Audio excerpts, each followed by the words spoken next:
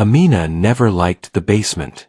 It was not because of spiders or dust. It was because the air down there felt like it was holding its breath. The house had belonged to her late aunt, and everyone in the family called it the quiet place. Even the street was quiet. No children playing. No loud music. Just wind, trees, and the soft sound of old gates. When Amina moved in, neighbors smiled in a polite way, but their eyes stayed a second too long on the house, like they were reading a memory on its walls. On her first night, she noticed something small but strange. The basement door had two locks. One normal lock on the knob, and another sliding lock at the top, the kind people use when they do not want anyone coming in. Amina told herself it was for safety. Old houses had old fears. Still, she kept the basement key in her kitchen drawer. She did not hang it on a hook like other keys. She did not want to see it every day. 3 weeks later, on a rainy evening, the power went out. Amina lit a candle and checked her phone. No signal. The storm made the whole world feel far away. She stood at the living room window and watched the rain fall hard, like someone was washing the sky. Then she heard it. A soft thump from below. It was not the pipes. She had learned the sound of pipes in an old house. This was different. This sounded like something bumping into wood. Amina turned the candle toward the hallway. The basement door sat at the end like a closed mouth. She told herself it was nothing. Maybe a box shifted. Maybe a rat. Maybe the wind found a crack somewhere. Then came a second sound. A slow scrape. Amina did not move for a long moment. She held the candle in both hands, so close that the heat warmed her fingers. Her heart beat in a steady, stubborn way, like it was trying to protect her by staying loud. She walked down the hall. Each step felt louder than it should. When she reached the door, she touched the knob. It was cold. The top sliding lock was open. She was sure she had locked it last week, after she went down to store some extra blankets. Amina swallowed. "Maybe I forgot," she whispered, but her own voice sounded unsure. She unlocked the knob and pulled the door open. The smell rose up first. Damp stone. Old wood. Something like rust. The stairs disappeared into darkness. She held the candle out and started down. The basement was bigger than it looked from above. The light showed stacked boxes, a workbench, old paint cans, and jars filled with screws that looked like they had waited for years to be used. Water had seeped in somewhere, leaving dark lines on the walls. The floor was rough concrete, but in the middle of the room, there was a patch that looked different. Cleaner. Flatter. Like someone had swept it again and again. Amina walked closer. The candlelight shook as her hand trembled. At the center of that patch was a rectangle. Not drawn, not painted, but shaped. The concrete there had a seam around it, like a lid. Amina crouched and ran her fingers over the edge. Cold dust stuck to her skin. Her nails caught in a small gap. A lid in the basement floor. Her throat went dry. "What is this?" she said, and the words fell into the silence like stones. She looked around, searching for anything that could explain it. A trap door. A storage hatch. A storm shelter. But the shape was too neat and too careful. And then she noticed something else. A small, flat stone leaning against the wall near the workbench. It was partly covered by an old cloth. Amina lifted the cloth and froze. It was a grave marker. Not fancy. Not carved with flowers. Just a simple gray stone with a name and dates. Amina Rahman 2001 to 2009. Amina stared at it until her eyes burned. Her mind did not accept the words at first. Her hands went numb, like her body was trying to pull her away from the truth. She was not born in 2001. She was 26 years old. She had a driver's license, a job, a bank account, a life. And she was standing in a basement, holding a candle, looking at a stone that said she had died as a child. The candle flickered hard, like the basement had breathed out. Amina's mouth opened, but no sound came out. She looked down at the dates again. Her name. Her name. Amina was not a rare name, she told herself. It could be another Amina. A different family. A coincidence. But the last name was hers too. Rahman. Her aunt's last name. Her mother's last name. Her hands shook as she set the stone down gently, as if touching it too roughly might make something worse. She backed away, her foot hitting a box. The box fell, and a few old papers slid out. Amina bent down, almost without thinking, and picked one up. It was a birth record copy. The name on it was Amina Rahman. The date was different from hers. The mother's name made her stomach drop. Nadia Rahman. Her mother's name. Amina sat on the cold floor. The candlelight moved across the paper like a living thing. Her mind ran through old memories the way fingers run through a drawer, searching for something that had always been there. Her mother, Nadia, had always been careful with stories. Some things were told, some things were not. Amina remembered asking about her father when she was small. Nadia would always answer in a soft voice, "He is not part of this world for us." Amina thought it meant he left. She thought it meant sadness. She never thought it meant danger. Amina stood up fast. She felt angry now, and fear came right behind it, holding its hand. She looked again at the floor lid. If there was a grave marker down here, then the lid might not be a storage hatch. It might be the grave. Her breath came shallow. She told herself not to imagine anything. She told herself not to think of bodies. Not to think of bones. Not to think of a child. But her hands moved anyway. Near the seam, there was a small metal ring, hidden under dust. Amina brushed it clean and lifted it. The ring was heavy, and it made a soft clink when it moved. Amina pulled. At first, nothing happened. The lid did not move. Then she pulled harder, and the concrete shifted with a low groan.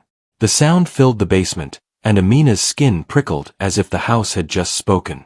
A gap opened. Cold air rose up from below, colder than the basement itself. It smelled like earth and old paper. Amina stepped back, holding the candle high. The opening was dark, but she could see wooden steps leading down. This was not just a shallow pit. This was another space under the basement. Her thoughts were wild. Why would anyone build this? Why would anyone hide it? Why would anyone put a grave marker next to it? Amina heard a new sound then. Not from below. From above. A slow creak on the stairs behind her. Her head snapped around. The basement door was still open, just a little, letting in a thin line of darkness from the house. But she could hear it clearly now. Someone, or something, had stepped on the stair. Amina did not call out. Her voice felt trapped in her chest. She waited, listening. The candlelight trembled. The creak came again. Amina's mind screamed to run, but her body stayed frozen. Then the sound stopped, and she heard a soft click. The basement door closed. Amina turned fully now, eyes wide, candle held forward like a shield. She walked toward the stairs, fast but careful, because she did not want to trip. When she reached the bottom step, she saw the door at the top. The knob did not move.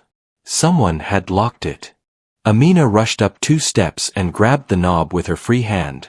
She twisted. Nothing. The lock held firm. She tried again, harder. The knob stayed still. "Hello," she said, and the word came out thin. "Who is there?" No answer. Amina's mind raced. No signal. No power. Rain outside. She was trapped in a basement with a hidden room open behind her. She forced herself to breathe. She stepped back down and looked around for another exit. A small window near the ceiling showed only darkness and rain.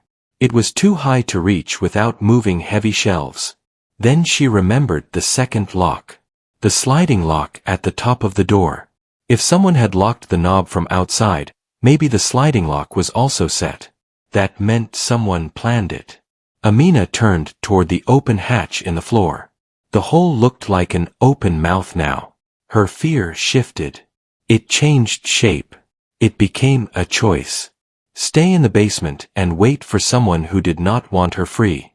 Or go down into the hidden space and find whatever her aunt had buried. Her hands shook so badly that wax dripped onto her fingers. She hissed and wiped it on her jeans.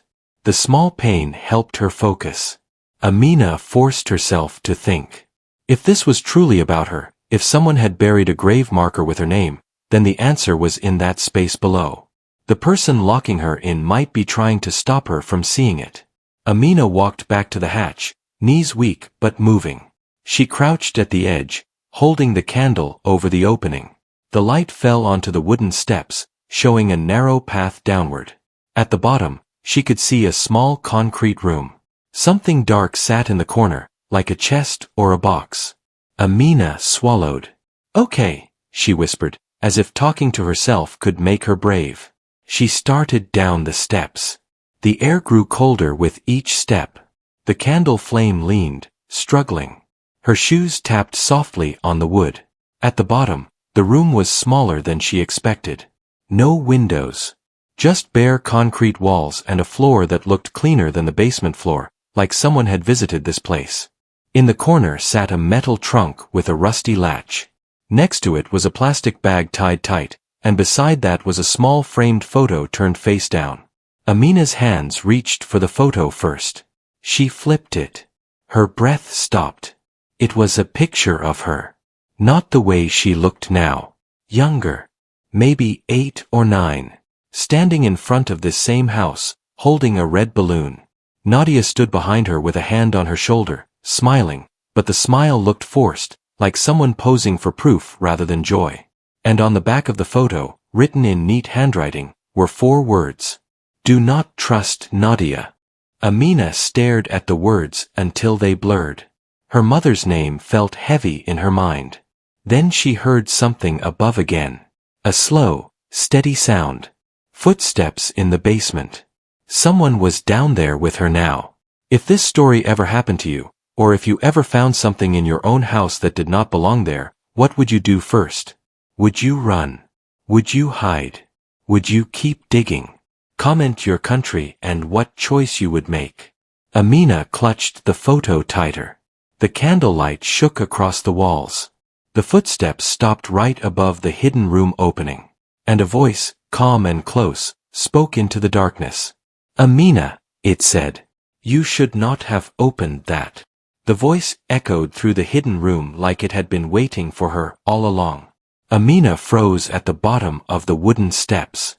The candle shook in her hand and shadows jumped across the concrete walls. That voice was not angry. It was not rushed. It sounded calm, almost gentle, and that made it more frightening.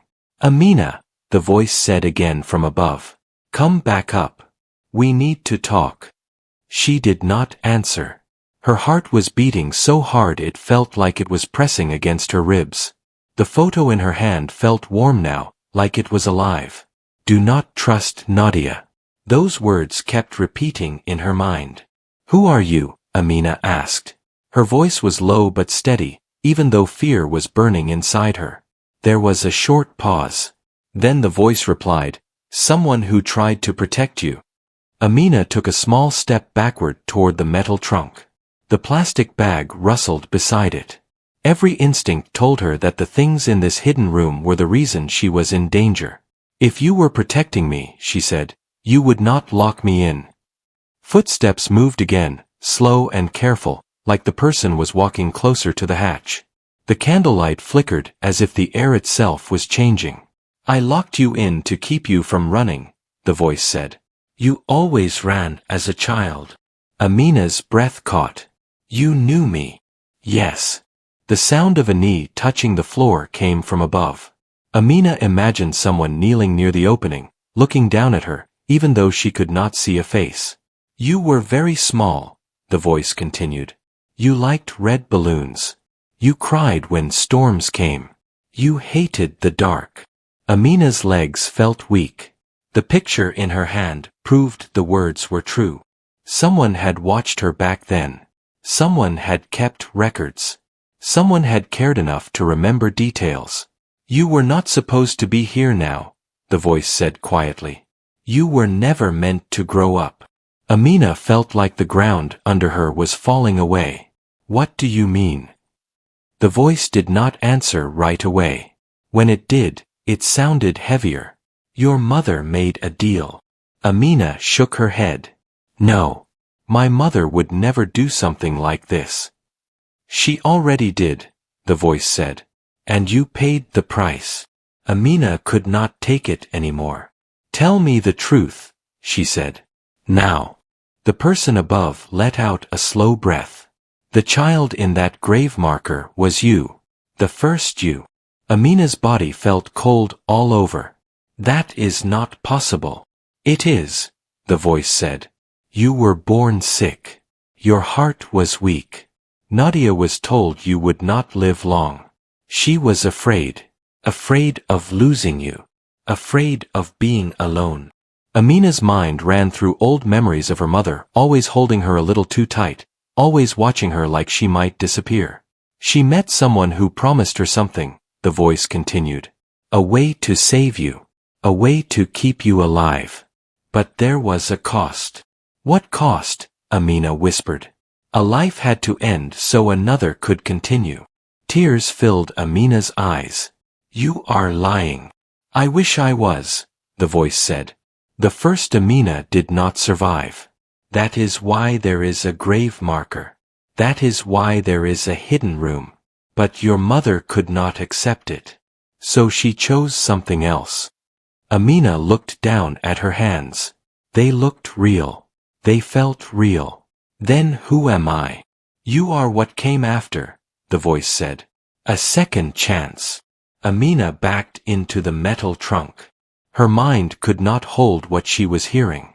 You are saying I was made. I am saying you were brought back. Silence filled the room. Only the candle crackled softly. Amina suddenly felt anger rise up through her fear. If my mother did this, she said, why hide it? Why bury it? Because she was ashamed, the voice replied. And because she was afraid someone would come for you. Who? The same people who gave her that chance. Amina's stomach turned. And you? I was sent to watch, the voice said. To make sure the deal stayed secret. To make sure you stayed safe. By locking me in a basement. By keeping you from opening that door, the voice said. But now it is too late. Amina looked down at the metal trunk. What is in here? Proof. She bent down and lifted the rusty latch. It was heavy, but it opened with a loud click. Inside were folders wrapped in plastic. Photos. Papers. And a small glass vial filled with a pale liquid. Amina pulled out one of the folders. It held medical reports. Her name was on every page. But the dates were wrong. They stopped when she was 8 years old. Another folder started again years later, with her name written slightly differently, like someone had tried to copy it. 2 lives. 1 ending. 1 beginning. Amina's breath came in sharp waves. Why show me this now? Because the people who made the deal are coming, the voice said. And when they come, they will want you back. Amina looked up toward the opening. Back where? To where you belong, the voice said. Or to where the first you is buried.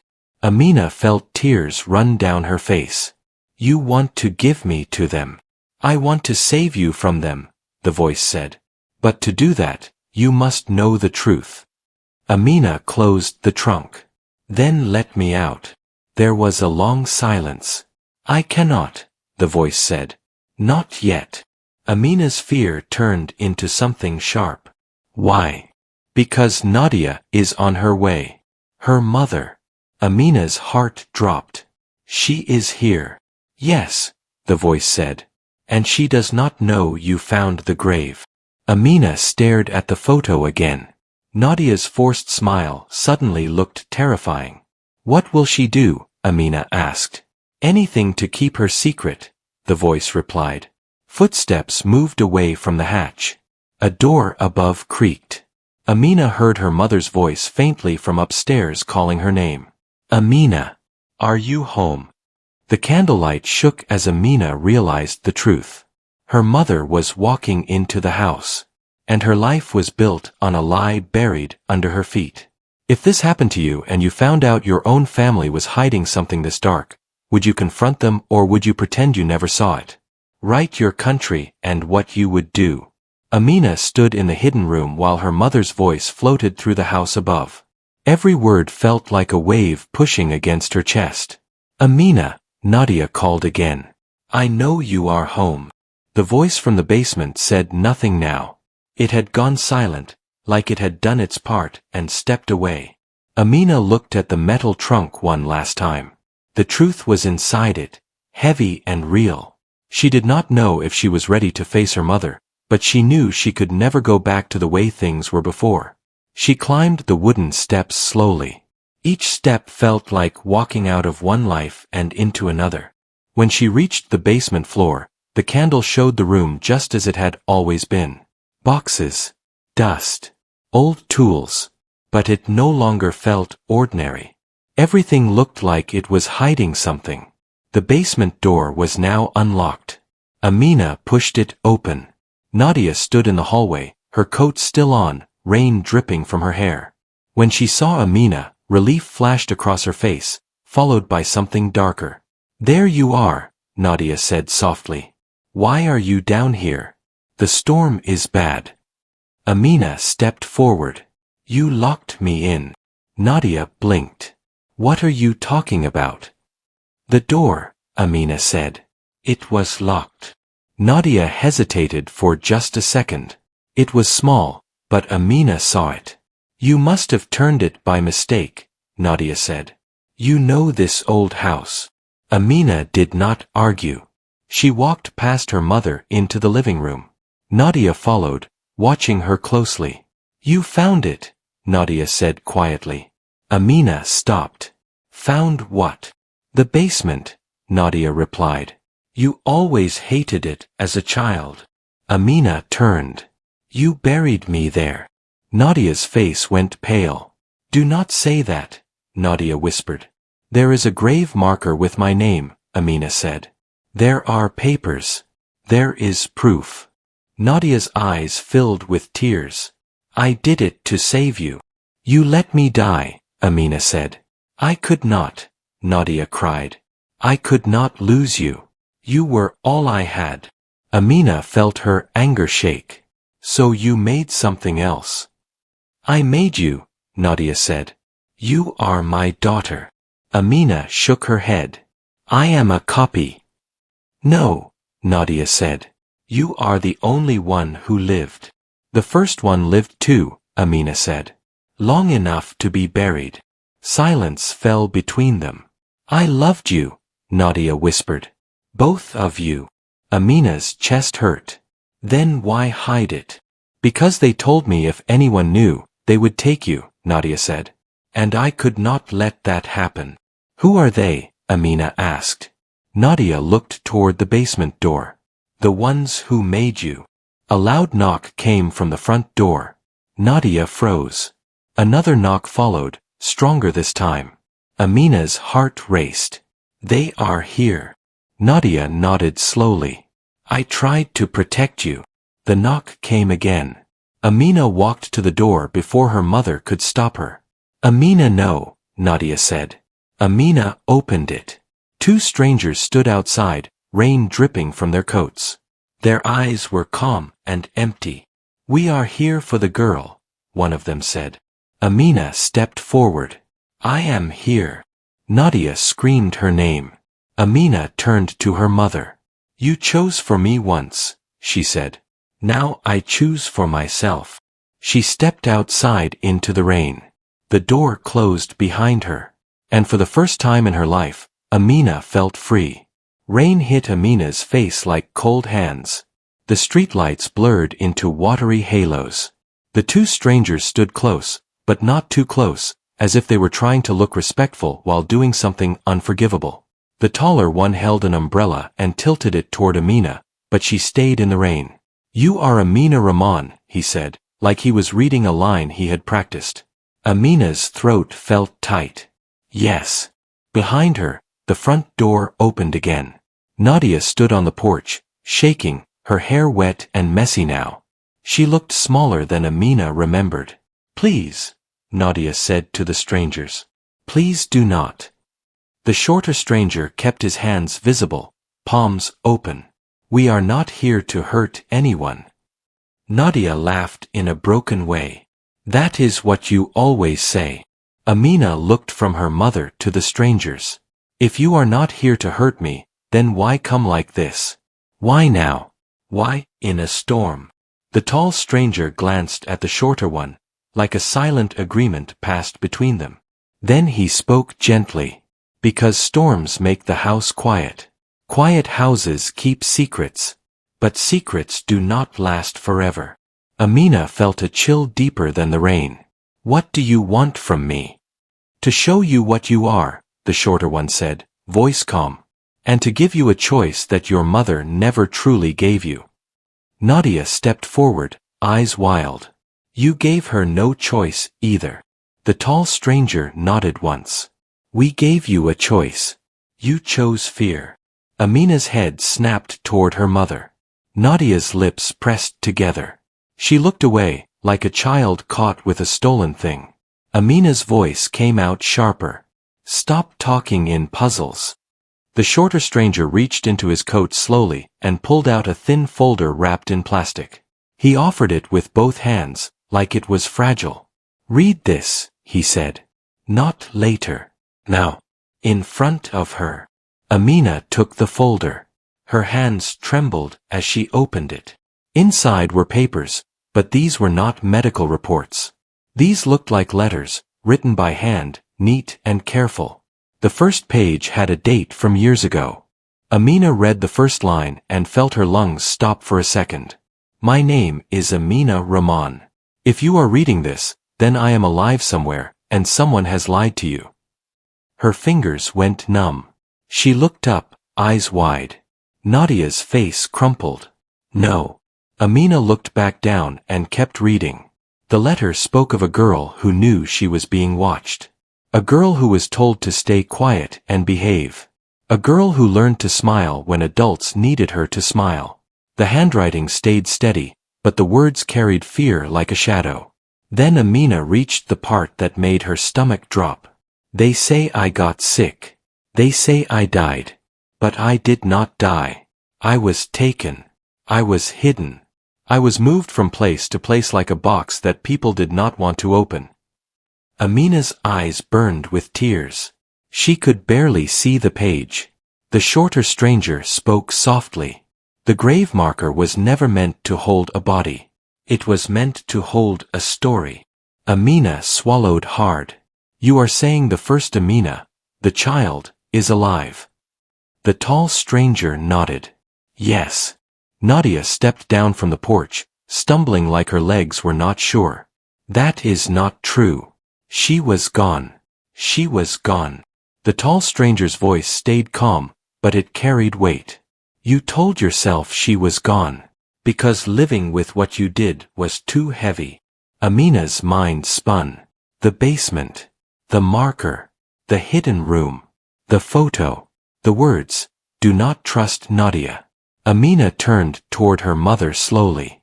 You told me I was the only one. You made me believe I was born the normal way. Nadia shook her head, sobbing. I wanted you to feel real. Amina's voice cracked. Am I real? The strangers did not answer right away. It was as if they understood that the question was not about science. It was about dignity.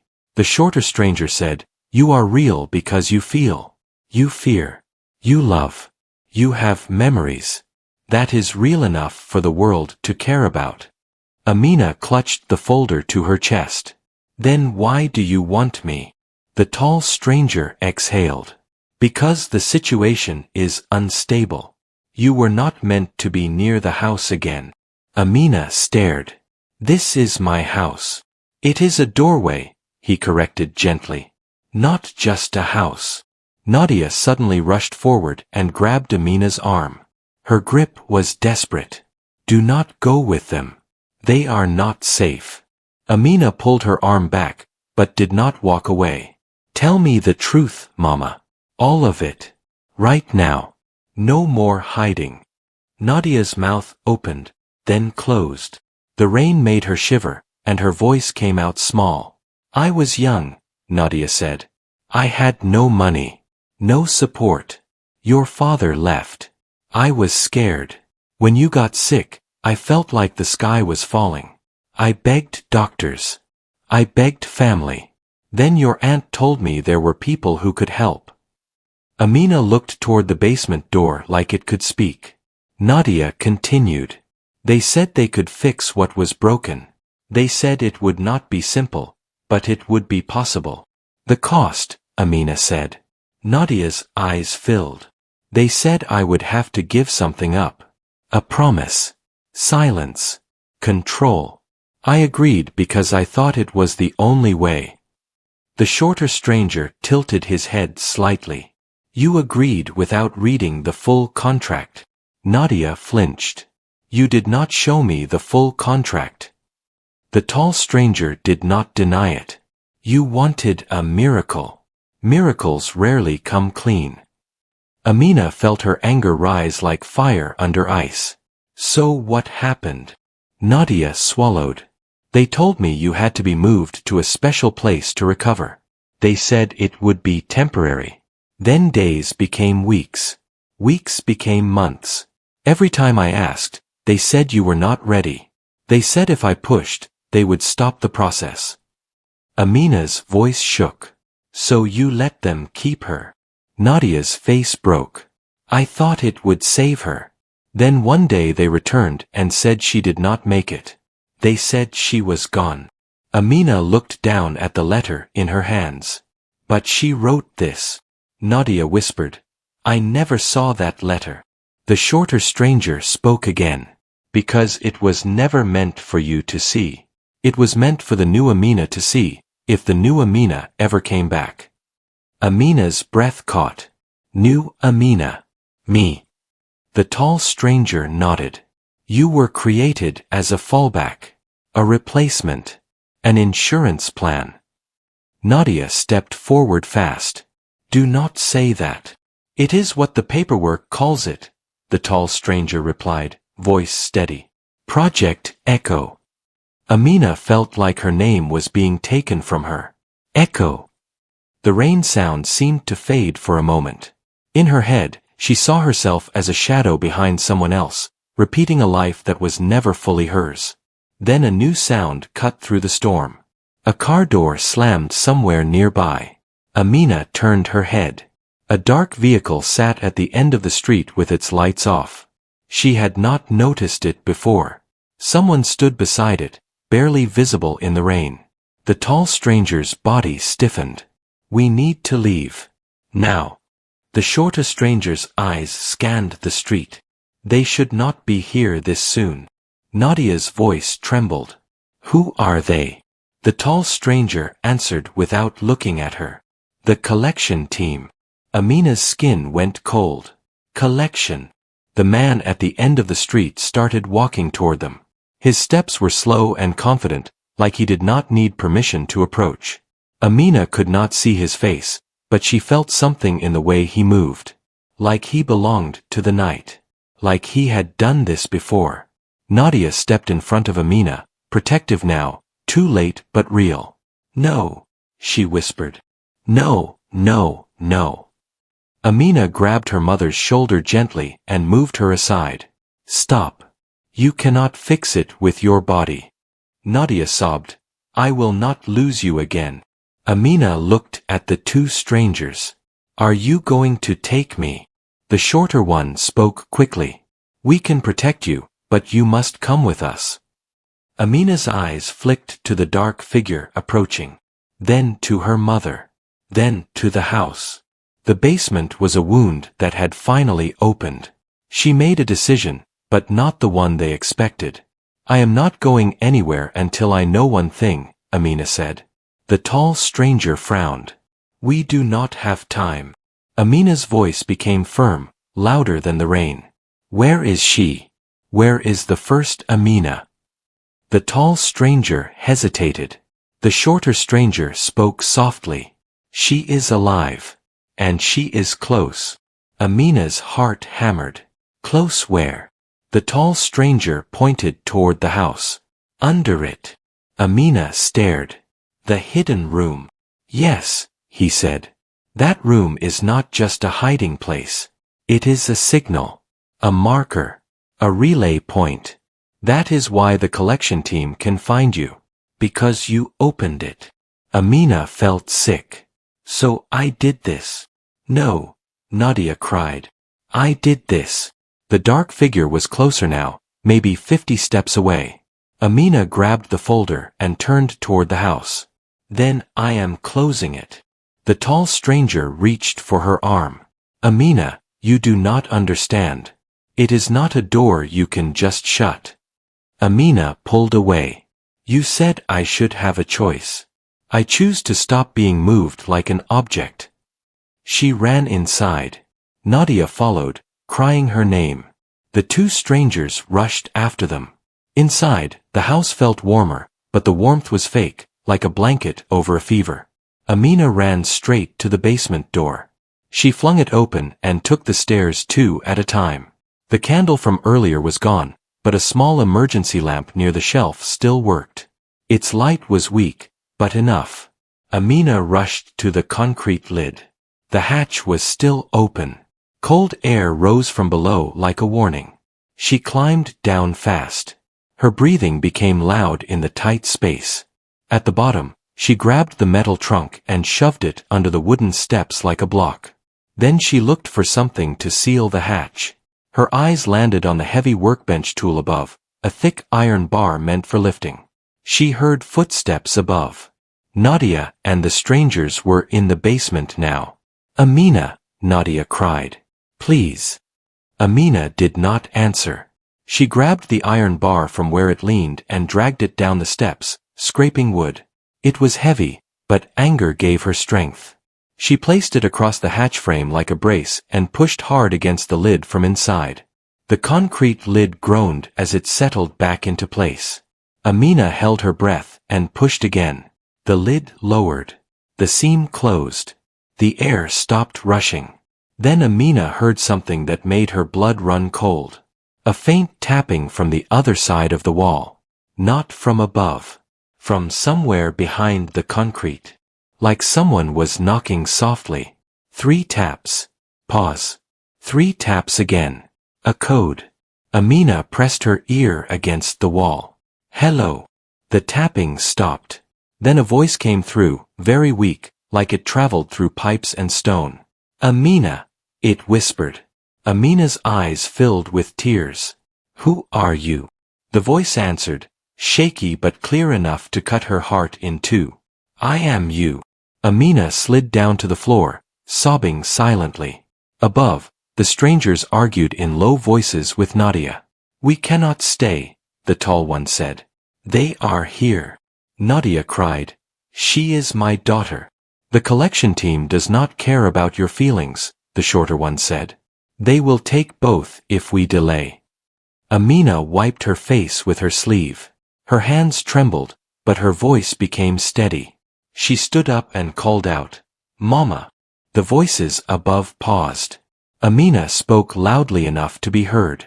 If you ever loved me, then listen. No more secrets. No more deals. No more hiding behind fear. Nadia's reply came broken. What do you want me to do? Amina looked at the wall where the tapping had come from. She placed her palm on the cold concrete like she was touching a person through a barrier. I want you to tell them no, Amina said. For the first time in your life, tell them no. Nadia's footsteps came closer to the hatch area. They will take you. Amina swallowed. Then let them try. But not quietly. Not in the dark. Not with lies. The tall stranger's voice came sharp. You are making this worse. Amina shouted up. Then help me make it loud. Silence. Then the shorter stranger said, almost surprised. She is right. Amina heard him moving things. A shelf scraped. A metal clang. He was blocking the basement door. "What are you doing?" the tall stranger demanded. "Buying time," the shorter one said. "And if the collection team is outside, we do not hand her over like a package." The tall stranger did not argue again. Amina heard him curse under his breath. Then he moved too. Above, Nadia started sobbing in a way Amina had never heard before. Not a soft cry. A raw cry, like something old finally breaking. Amina climbed back up into the basement. Her face was wet, but her eyes were clear. She looked at her mother. Nadia stood shaking, hands over her mouth. Amina walked to her and held her shoulders. "Look at me." Nadia looked into her eyes. Amina spoke slowly. "Say it. Say the truth out loud." Nadia's lips trembled. "I made a deal," she whispered. "I lied. I hid it. I tried to replace a life. I tried to erase my own guilt." Amina nodded. "Now say no." Another heavy knock hit the front door upstairs. Stronger than before. The whole house felt it. Nadia flinched. Then she lifted her chin like she was forcing her body to remember courage. "No," Nadia said, louder this time. Amina squeezed her shoulders. Again. Nadia's voice rose. "No. You cannot have her." The knocking came again, then the sound of something forcing the lock. Amina looked at the strangers. "If they come down here, what happens?" The tall stranger's face was tense. "We can delay them. But you need a plan." Amina looked at the basement floor. At the sealed hatch. At the grave marker leaning near the wall. Then she made the trickiest choice of all. She picked up the grave marker. And she walked to the center of the basement floor. She placed it down where anyone could see it. The tall stranger stared. "What are you doing?" Amina's voice was steady. "If I was meant to be hidden, then hiding is what keeps them powerful. This ends when it stops being secret." Nadia whispered, "Amina." Amina turned to her mother. "If you could speak to the viewers of my life right now, what would you say?" Nadia blinked, confused. Amina continued, voice louder, like she was talking to someone beyond the walls. "People always think secrets keep them safe. But secrets are cages. Today, the cage breaks." Upstairs, footsteps thundered. Someone was inside the house. The two strangers moved fast, positioning themselves near the stairs like human shields without touching a weapon. Their faces were serious now. Amina stood in the middle of the basement with the grave marker on the floor beside her. And in that moment, she understood something. Her life was not a mistake. Her life was a message. The door at the top of the basement stairs creaked open. A shadow fell down the steps. Amina lifted her chin and spoke first, before anyone else could control the story again. "My name is Amina," she said. "And I am not property." The shadow paused. Then a man's voice came down the stairs, smooth like oil. "You opened the relay," he said. "You do not understand what you activated." Amina answered, "I understand enough. You used fear. You used silence. You used my mother's pain." Nadia stepped forward beside Amina, shaking but standing. "I said no." The man laughed softly.